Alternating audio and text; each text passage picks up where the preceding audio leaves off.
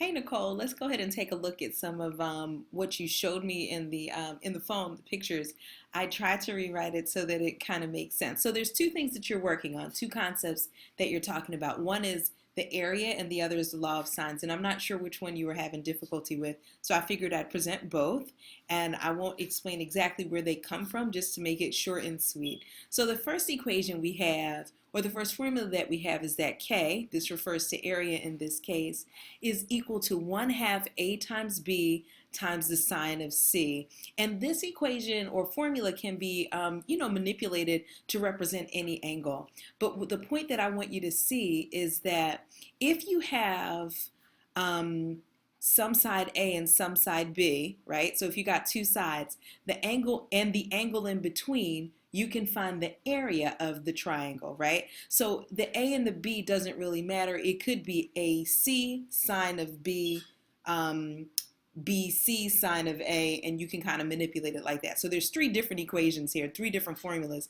but basically the story is once you have a side and the included angle, you can find the area. So basically do 1/2 the sides times the sine of that included angle. And so we'll just redo the example that we have in the textbook. So right now, let me go back to my highlighter. I noticed that this could be my A, this could be my B, and this could be my side C, even though, right, the letters are different. So the key is to multiply the lengths of the sides times 1/2 times the sine of that angle. So really this is a plug and chug situation. So the area is equal to 1/2 10 times 5 times the sine of 31 degrees. We want to make sure our calculator is in degrees so we can get the answer to this. So I turn to my good friend Desmos and I go to the online calculator. I put in 1/2 times 10 times 5 times the sine of 31, and I get, looks like a negative something or other, which is awkward. So I want to make sure that I'm in degrees. So I click over to degrees.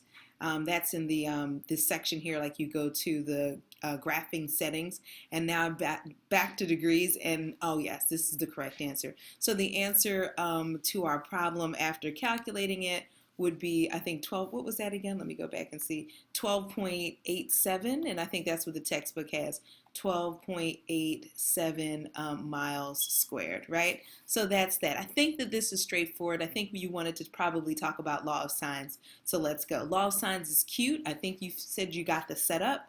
And law of sines is really nice because it's just proportions. If I have the sine of A and the length of side A, or the sine of B and the length of side B, or the sine of C and the length of side C, I'm going to have, I'm going to be able to create a proportion. And we know that we solve proportions by cross multiplying. So we'll look at the two examples that we got from the text. Example 2 gives us an opportunity to find the side of a triangle. And so the key thing here, again, we want to make sure that we're in degrees, but we also want to make sure that we have what I'm going to call an opposite pair. So I'll highlight that. So here I've got an angle and I have a side that's opposite that. So that's what each of these ratios represent, an angle across from the side, and we can find the sine of that angle, and it over the side length is going to give us a ratio. So in this case, I did not write what the question was. I'm going to check my phone, see what the question was exactly for example 2. Give me 1 second. The question was to find the length of some side, RQ, which I don't have. No, RQ was given as that. Find the length of, I'll get it, I promise. I think RQ. Where is RQ? Okay, I see it. Okay, find the length of RQ. All right, so if I'm going to find this length, I need to figure out what this angle is, because key to this is making sure I know the angle across the street. So I've got one pair, so I know that the sine of 39 degrees over 40 is going to be equal to get RQ, I need this angle. To get this angle, I need to remember that 180 minus 39 minus 32 is going to give me that angle, 109, right? So I can just add these guys up, make sure that that's equal to what I need it to be. And so now I have another pair that that I can look for. So now I'm going to try to figure this out, if I'm doing this right. I think this is what they're asking for. So sine, let's use a pen that actually has good color. So sine of 109 over this length here, I'm going to call it RQ, that length there is going to give me my answer. So I'm going to do what I would generally do, which is to cross multiply and solve for the variable. But first I've got to find the sine of 39 and the sine of 109, which is going to require me to use my calculator. Okay, so one of the things that you can do is approximate the sine of 39 and the sine of 109 and do your thing and then cross multiply and get your answer. Another thing is, since you're using a calculator anyway, I would let the calculator do the work for you. So over here you can see I found, well, let me go back and talk about this. So I would cross multiply, so it would be sine of 109 times 40 divided by sine of 39, and that's going to give me RQ. So that's just typical solving a proportion. So what I have over here is sine of 109 times 40 divided by sine of 39, and then the answer is given to me, and I don't have to really think, oh, how many decimal points to carry and all that stuff. Let the calculator do it for you. So we end up with 60.01 or something like that, or 60.1 as our answer. I don't remember what the measurements were, but in feet or inches or whatever, in centimeters. So approximately 60.1 centimeters. I have a feeling that this is not the problem you have either, but just in case, we talked about example 2 a little bit. I think they wanted a little bit more information, but I hope that was enough to kind of guide you through. I'm going to scooch down here and see if we can talk about example 3 a little bit. And so here in example 3, we are supposed to find the angle of the triangle. So again, we're using the same ratio situation, this law of sine of angle A over A is equal to sine of angle B over B is equal to sine of angle C over C. So let's see if I can highlight a pair, right? So one pair that I have is 9, let me make my highlighter a little thicker, is 9 and 110. And why do I call this a pair? Because they're across the street from each other, and I need that in order to set up a ratio. So sine of this angle over this side is going to be the same as the sine of this angle over this side. And the reason why I'm pointing out this angle is because it's highlighted, because that's what we need to know. So my setup is going to look like this. You said you already know how to set it up, so I'm assuming you would do the same thing. You'd have the sine of 110 over 9 is equal to the sine of t, which we don't know about yet, t degrees, over 7. We're going to do the same process of cross multiplying to solve the equation, but now I'm going to solve for sine of t. So when I cross multiply, I'm going to just do this here, and then I'll sneak over to Desmos and work that out. So I'm going to have sine of 110. I'm going to multiply by 7, and then I'll divide by 9, right? Cross multiply, divide by 9, and that's going to be equal to sine of t. So what did I do? I recognized the fact, I'm just going to go over this really quick in case this is a part of the issue. These two multiplied together would be equal to these two multiplied together. That's just the law of solving a proportion. If it's proportional, this is a fact. So sine of 110 times 7 is equal to sine of t times 9. But since I'm solving for sine of t, I divide both sides by 9, and I end up with this equation. With this in mind, I'm going to turn over to Desmos and see if we can figure out what the sine of t is. So let's do that. Okay, so here we are. Sine of 110 times 7 over 9 is going to give me this. But what is this? This is the sine of t. Okay, so this is not t, but this is the sine of t, and we need to figure out what the angle is.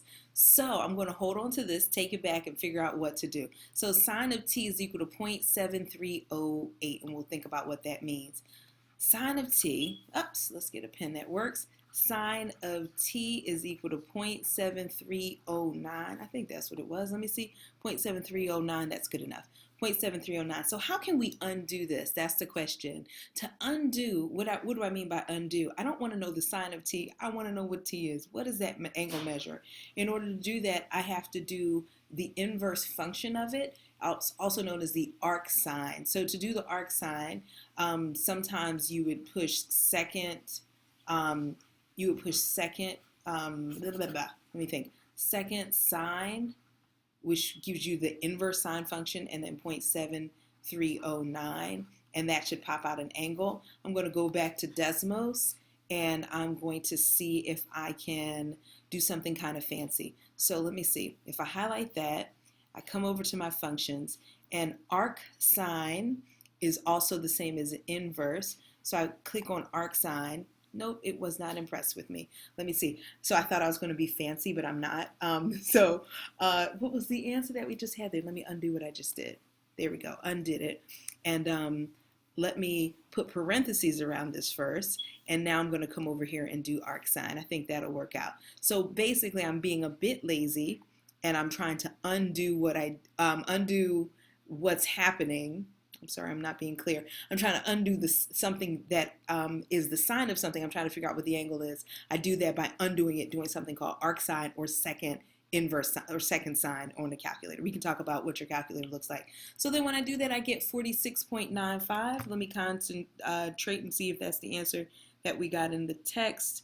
I think it is the same answer. Yeah, your textbook has like 47 approximately, and this is approximately 47, so I'm feeling good about our answer. So really quick review. First problem we went through, let me scroll up. First problem, we recognize that this equation can be adapted for any situation. Once I've got two sides and an angle in between, I can use that to find the area. It really is plug and chug mode. It's pretty straightforward.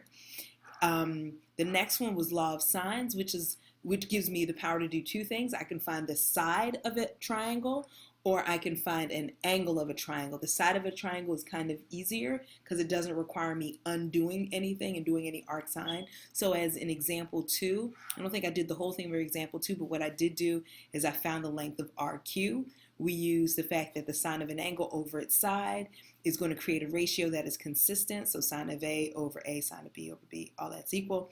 So we needed to find an opposite pair, like a pair of a side and an angle that is given that are opposite one another. So I can create that ratio, and I did that. So I have sine of 39 over 40 is going to be equal to what? Sine of 109 over the thing that we're looking for. So the fact that I was looking for this side, I needed to make sure and have this angle 109, and we had to do a little bit of work to get it, but nothing big.